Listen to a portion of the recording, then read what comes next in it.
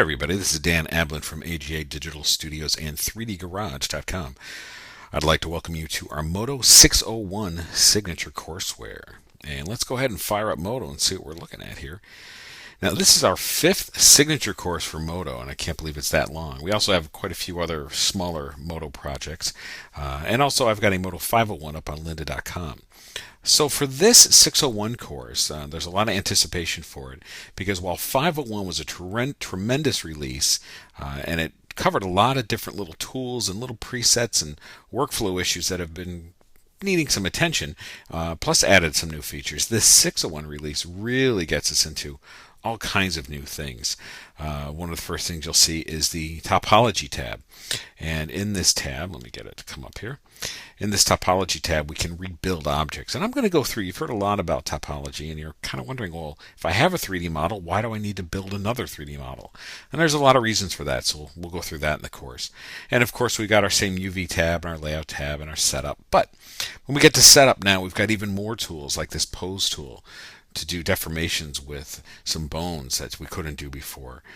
We've got recoil built in for not only hard body but soft body dynamics for making jello and pillows and all kinds of fun things. Those then can be mixed with a lot of the new deformers and the particles that have been added and some of the volumes like blobs and sprites, and one of my favorite things are the render booleans. So all of that we're going to cover in this course, and there is a lot to cover. Now we set this course up to be about 6 hours, but it might go a little bit longer.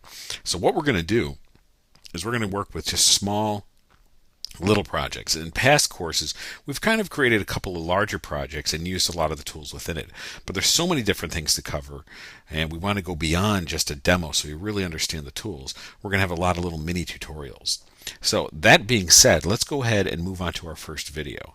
Now, before I do that, I'd like to talk too about our help videos. Now, in the help video folder, you're going to find things all about items and pivots and centers. You're going to learn about workflows and action centers and the work plane and all of those little basics. So if you're new to Moto, or you haven't touched it in a while, jump into the help videos and run through those. Those are all brand new. Now, some of the general information might be similar to what you've already learned in other courses, but take a refresher with 601 using some of those new help videos. If you're really well seasoned in Moto, let's jump right into the projects and we'll go from there.